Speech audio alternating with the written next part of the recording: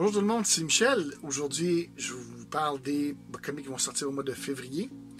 On va commencer comme toujours avec les indépendants. On commence avec Image, Savage Dragon, le numéro 250, qui est écrit par Erik Larsen et aussi illustré par Erik Larsen. C'est une série indépendante qui est en real time, donc tout se passe en vrai temps. Donc ça fait comme 25 ans que l'histoire se déroule. Maintenant, ça se passe avec Malcolm Dragon, qui est le fils de l'original Savage Dragon. Il se rend jusqu'au numéro 300 finalement. Il va dépasser Cerebus, qui est l'autre indépendant qui est écrit et illustré par la même personne. À un certain moment donné, il était même publié par la même personne. Je pense que c'est Dave Sims qui faisait Cerebus. Donc, c'est un exploit quand même, parce que, je dis, Spawn, c'est un exploit en soi, mais il n'a pas toujours été écrit par McFarlane et certainement pas illustré par McFarlane. Je pense que ça fait très longtemps que McFarlane a illustré un Spawn. On a Tartarus, le numéro 1, Johnny Christmas et Jack Cole qui font cette BD-là. C'est un drame style Breaking Bad qui se passe à Mos Eisley, et vous avez bien entendu, Mos Eisley. Mos Eisley Spaceport. Qui est la ville un lieu dans Star Wars. Donc c'est le jeune cadet Tilda qui est recherché par l'Empire après qu'elle découvre que sa mère est le Warlord de Tartarus. Tartarus est un joueur majeur dans la guerre galactique, et pour s'en sortir, Tilda devra devenir donc le prochain monarque de Tartarus. Donc ça semble vraiment intéressant. D'autant plus intéressant que Disney a acheté Marvel et repris les droits de Star Wars, et tout ce qui était canon était uniquement avec Marvel, mais avec Image, on a une histoire dans le monde de Star Wars. The Dark Horse, Bang, le numéro 1. C'est une série de 5 volumes. C'est écrit par Matt Kine, qui écrit Mind Management. C'est un super agent secret avec des souvenirs qu'il ne devrait pas avoir. Un auteur de romans mystère qui résout de vrais crimes. Une organisation terroriste omnipotente qui semble tout contrôler. Donc, ils sont tous connectés par un homme, un auteur de science-fiction avec plus d'informations qu'il ne semble possible d'en avoir, et dont les livres pourraient détenir la clé pour sauver la réalité ou la détruire.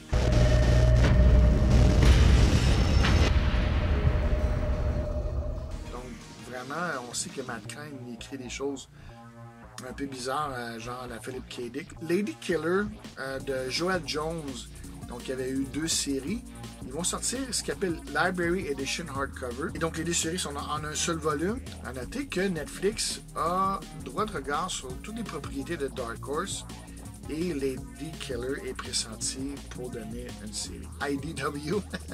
Donc les Teenage Mutant Ninja Turtles, Jennika, le numéro 1. Donc c'est une série de 3 volumes. Donc ça vient toujours toutes des pages de Teenage Mutant Ninja Turtles de City at War. La dernière série qui s'est rendue jusqu'au numéro 100. Jennika, qui est la nouvelle Tortue Ninja, a sa propre mini-série où on explore un peu mieux son personnage et où il va y avoir l'apparition de nouveaux vilains. Dynamite, Vampirella, comme si je vous en avais jamais parlé. Qu'est-ce qu'elle a profité de Vampirella? Ça ne nous laisse pas tranquille. J'ai l'air d'un obsédé de Vampirella, tellement j'en parle, mais cette fois-ci, Dynamite fait quelque chose de cool. Dynamite célèbre le Black History Month en nous donnant des covers de Vampirella en version femme noire. Donc, il y a une couverture surprise aussi de Afua Richardson, qui est, oui, une artiste de BD, une femme noire, artiste BD, qui fait des dessins, des super beaux dessins. Une belle initiative de Dynamite.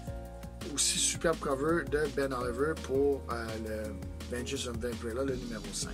De Boom Studios, Alienated, le numéro 1, de Simon Spurrier et Chris Wildgoose.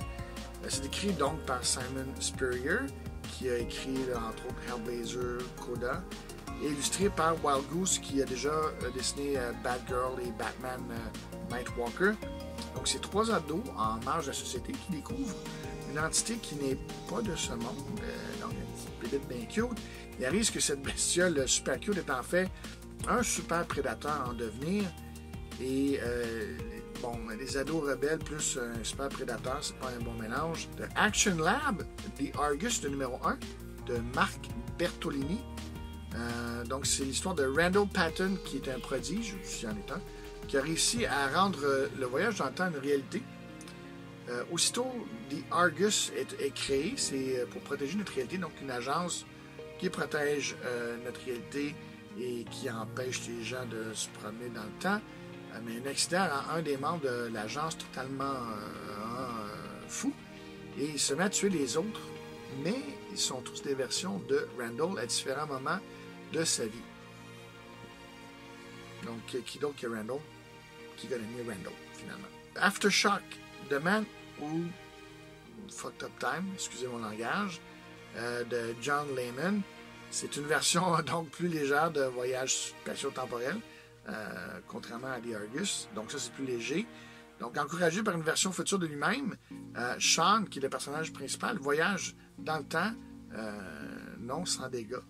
Et donc, il doit maintenant réparer les pots cassés, sinon, notre réalité va en souffrir. On a aussi God Killers, le numéro 1. C'est Abdul, l'histoire d'Abdul qui se joint aux God Killers, qui est une escouade qui utilise des créatures mythologiques comme arme de destruction massive. The Graphics, The Boy Who Became a Dragon. Tu peux l'avoir en trade paperback ou en hardcover. C'est l'histoire de Bruce Lee. Donc, Bruce Lee est né l'année du dragon et à l'heure du dragon. Ce qui fait que sa vie a toujours été remplie de conflits. C'était quasiment comme prémédité. Donc, c'est un bel ouvrage où on découvre la vie de Bruce Lee comme seul, justement, Jim DiBartolo peut le faire. The Honey Press, Backtrack numéro 1. Donc, c'est une course à travers l'histoire qui se déroule. C'est vraiment une course automobile qui se déroule à travers différentes époques dans l'histoire. Donc, tu peux avoir des automobiles à un moment donné dans le temps des dinosaures. C'est vraiment fou. Et le gagnant peut corriger une erreur dans sa vie. The Valiant, je vous parle de Bloodshot, le numéro 0. Bloodshot, mettant en vedette Vin Diesel, va sortir sur les grands écrans le 21 février 2020. Bloodshot numéro 0, c'est un bon point de départ pour le découvrir. Et pour terminer dans les indépendants de Zenescope, Conspiracy, et cette fois-ci on parle de Area 51. C'est une excellente série, Conspiracy, et cette fois-ci, donc, elle s'arrête sur Area 51. Cette série, donc, pourrait bien un petit peu modifier votre vision de la vie comme vous la connaissez. On a même un petit genre de warning. De DC Comics, on parle du Flash, le numéro 750. Donc, c'est au Flash d'avoir son milestone. C'est The Flash Age qui commence. La Speed Force est maintenant hors de contrôle. Un petit peu mis en désordre la vie de Barry Allen. Et Paradox, lui, en profite pour envoyer Godspeed pour attraper Flash et sa famille. Vraiment, je vous mentionne des covers. Il y en a plusieurs là, des années 40 jusqu'à maintenant. Et il y a des covers de Gabriel Dell'Otto et Francesco Mattina pour les amateurs de ces artistes-là. Batman Pennyworth Rest in Peace numéro 1. C'est un one-shot. Donc, la perte d'Alfred est un désastre pour Bruce Wayne, pour Batman. C'est lui qui était un peu la colle qui faisait que cette famille-là pouvait se tenir ensemble. Bruce Wayne, est-ce qu'il va abandonner la cape ou il va devenir un Batman plus dur, plus intransigeant, plus inflexible? C'est à voir et c'est un bel hommage, cet ouvrage-là, à Alfred Pennyworth. On a un dernier numéro de la série Deceased, qui est maintenant Deceased Unkillable. Donc, c'est un spin-off, si on veut, là, un genre de tie-in. C'est Red Hood et Deathstroke qui s'entoureront de vilains, si on veut, pour combattre les zombies. Des superbes covers de Mattina encore, et surtout celle de Yasmine Cutry. C'est vraiment une belle couverture qu'elle a faite pour ce numéro-là. Green Lantern Season 2, number 1. Donc, on arrête l'histoire des Black Stars. Grant Morrison revient au Green Lantern Corp là-dedans. Mais Hal Jordan a une mission spéciale. C'est de trouver la nouvelle génération d'immortels. Donc, on va avoir les nouveaux Young Guardians, jeunes gardiens, Et on va avoir dans ce numéro-là un superbe cover de Gérald Parel comme variant cover.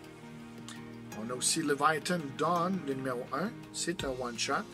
Donc Leviathan a un peu changé la donne suite à la série qu'on a connue. Les héros doivent donc trouver une nouvelle façon d'opérer et quelle sera leur nouvelle stratégie. On a aussi les facsimilés qui vont sortir avec DC.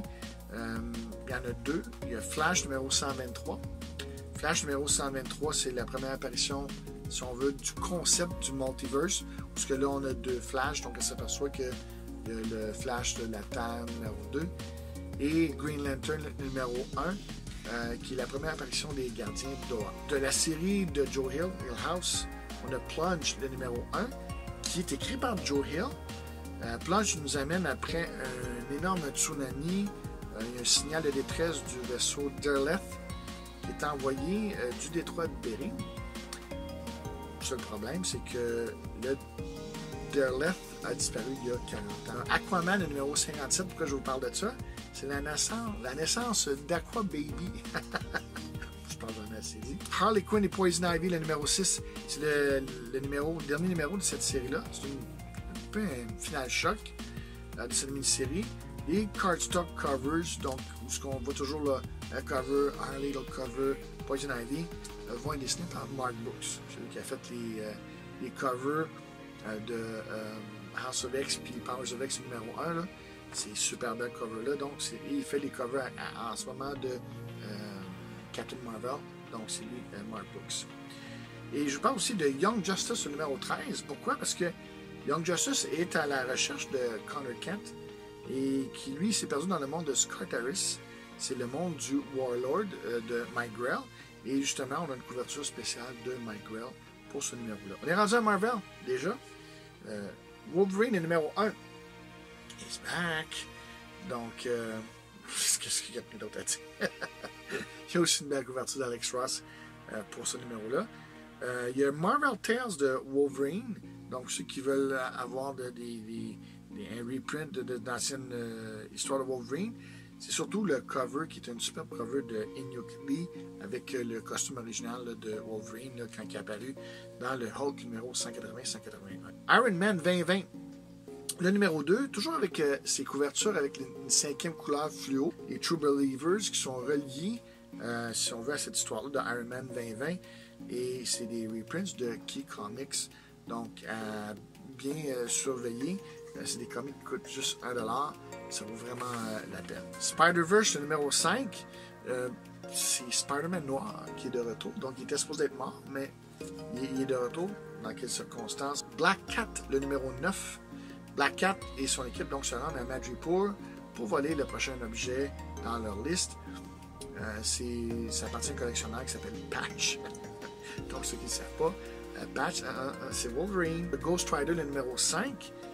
Danny Ketch, qui croyait s'être débarrassé de Ghost Rider, ben, il est de retour, mais avec de nouveaux pouvoirs. Donc, on cache un petit peu sur la couverture qu'est-ce qui va avoir de l'air. Ça met aussi en vedette Punisher et Wolverine. Avengers numéro 31, c'est un special oversized issue. Tony Stark est au début des temps. On ne sait pas comment il s'est rendu là. Il n'y a presque plus d'armure, il n'y a presque plus sa tête. C'est une histoire, franchement, du Vengeur doré comme on ne l'a jamais vu. Donc, ça me semble vraiment une histoire intéressante. Aussi, vous mentionnez que pour certains numéros de Marvel, ce mois-ci, vu que c'est l'année chinoise qui commence, il va y avoir des couvertures spéciales avec un thème par rapport à l'horoscope chinois. Captain America, le numéro 19, Cap découvrira finalement l'identité de Dryad. Pour ceux qui aiment les reveals, qui aiment les comic keys. Donc ça, c'en est un. Je vais terminer avec Darth Vader, le numéro 1. Donc Vader ne peut pas croire que Luke a refusé son offre de se joindre à lui pour battre l'empereur et contrôler la galaxie. Donc il veut se venger de ceux qui ont caché son enfant et corrompu donc son fils. Donc, il découvrira durant cette série l'origine secrète de Luke, mais aussi il y a de nouveaux défis qui viennent de son propre passé. Donc, c'est une nouvelle quête excitante et un superbe cover de Inuk Lee qui est le cover principal. C'est tout pour le mois de février. Merci beaucoup de m'avoir accordé de votre temps. Donc, je vous souhaite une bonne lecture et collectionnez prudemment.